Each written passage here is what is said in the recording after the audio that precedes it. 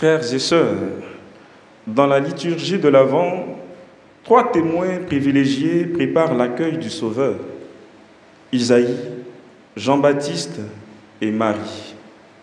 C'est l'image de Marie qui domine ce dernier dimanche de l'Avent, dimanche tout proche de Noël. Elle seule, Marie représente toute l'Église qui accueille son Sauveur. Dans le contexte de la proximité de Noël, la liturgie de ce jour rappelle que quand la Vierge Marie reçoit pour le monde l'annonce de l'amour de Dieu, elle se trouve associée à la promesse et au programme de salut que Dieu a fait à ses pères. L'accueil qu'elle fait à l'annonce de l'ange traduit que l'homme accepte de collaborer au projet de salut de Dieu. De fait, le récit de l'incarnation de Marie que nous venons d'entendre reprend les thèmes de la promesse faite par Dieu à David, promesse d'un royaume éternel. Quand tes jours seront accomplis et que tu reposeras auprès de tes pères, je te susciterai dans ta descendance un successeur qui naîtra de toi et je rendrai stable sa royauté. Ta maison et ta royauté subsisteront toujours devant moi, ton trône sera stable pour toujours. Si le projet du roi David était de bâtir une maison pour l'arche du Seigneur, Dieu accueille cette initiative, mais il rappelle que c'est lui qui conduit toutes choses. Est-ce toi qui me bâtiras une maison pour que j'y habite? C'est moi qui t'ai pris au pâturage derrière le troupeau pour que tu sois le chef de mon peuple Israël. Dans le passé, c'est lui qui a choisi son serviteur David, et à l'avenir, c'est lui qui bâtira la maison de David. Cette maison ne sera pas une maison de pierre, mais une dynastie royale qui recevra le pouvoir sur le peuple de Dieu pour tous les siècles. Elle passe par une alliance éternelle.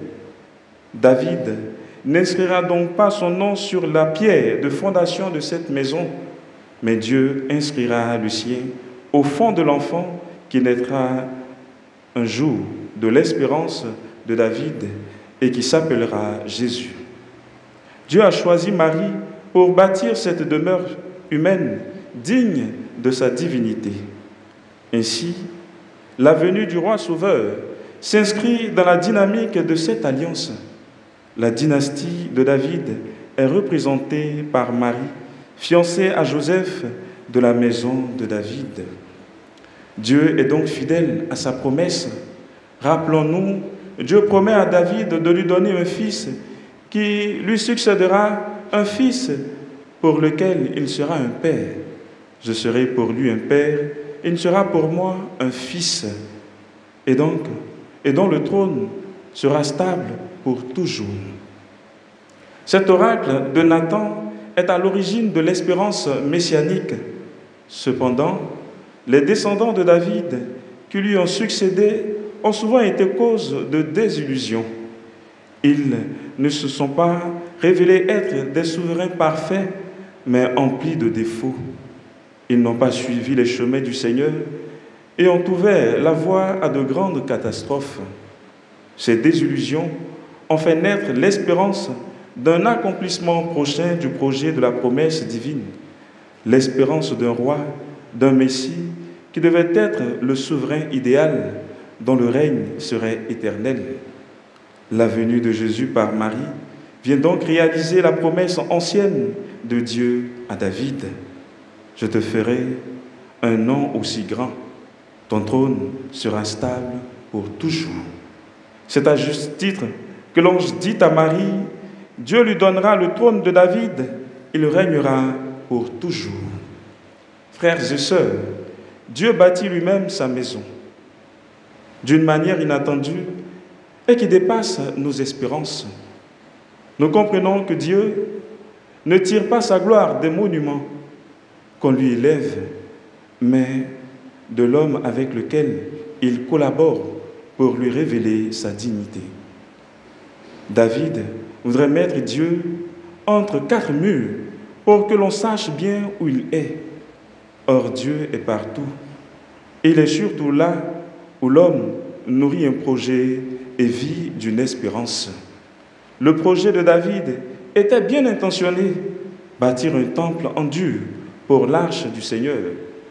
Mais Dieu l'a complètement retourné. Son propre Fils s'incarne, s'accommode de la fragilité des habitations humaines. Il a planté sa tente parmi nous. C'est lui qui devient la demeure de Dieu, la pierre d'angle de l'édifice spirituel dont nous sommes les pierres vivantes. Frères et sœurs, à Noël, Dieu ne veut pas habiter une maison grandiose. Son grand désir, c'est d'habiter le cœur des hommes. Il est l'Emmanuel, c'est-à-dire Dieu avec nous. Il veut que nous devenions familiers de sa présence et que nous cheminions ensemble vers son royaume d'éternité. Il nous invite à être en communion d'amour avec lui et avec tous nos frères et sœurs. Tout cela a commencé très humblement à Nazareth, un petit village dont personne n'avait jamais entendu parler. C'est là que Marie a répondu oui à l'appel de Dieu. Elle a accepté librement d'être la servante du Seigneur en devenant la demeure de Dieu parmi les hommes. Le même Christ veut habiter en nous. Dieu veut habiter en l'homme. C'est là, frères et sœurs, tout le message de Noël. Vivre Noël, ce n'est pas d'abord faire un réveillon. Noël, c'est Jésus qui vient. Il frappe discrètement à notre porte et il attend notre réponse. La fête de Noël nous révèle que le temps où l'on cherchait Dieu sur les montagnes, dans les nuages, dans les sanctuaires, dans les rites et les sacrifices est fini. Fini le temps où les hommes multipliaient les efforts pour s'élever jusqu'à Dieu. Ce n'est pas nous qui devons monter pour nous approcher de Dieu. C'est Dieu qui descend et vient habiter chez nous. Nous devons maintenant l'accueillir.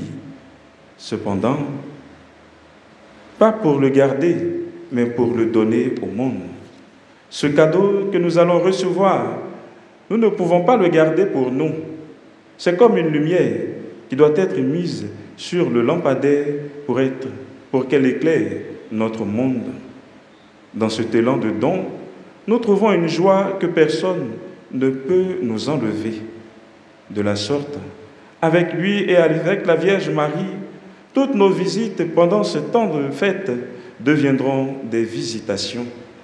Frères et sœurs, le Seigneur compte sur nous pour lui préparer une place dans le cœur des hommes. Il a besoin de nos mains pour continuer les siennes. Il a besoin de nos lèvres pour prononcer ses paroles. Il a besoin de nos yeux pour voir la souffrance humaine et la soulager. Quelle que soit la question qu'il nous pose, il nous invite à lui dire oui. Avec lui, c'est une grande aventure qui commence. À Noël, nous célébrons le Dieu qui se cherche une demeure. En cette fête de Noël, Dieu cherche un endroit où habiter. Espérons que nous ne soyons pas obligés de constater que chez nous, comme à Bethléem, il n'y a pas de place pour lui dans notre auberge. Dieu ne veut pas être mis à part, être enfermé dans un lieu consacré.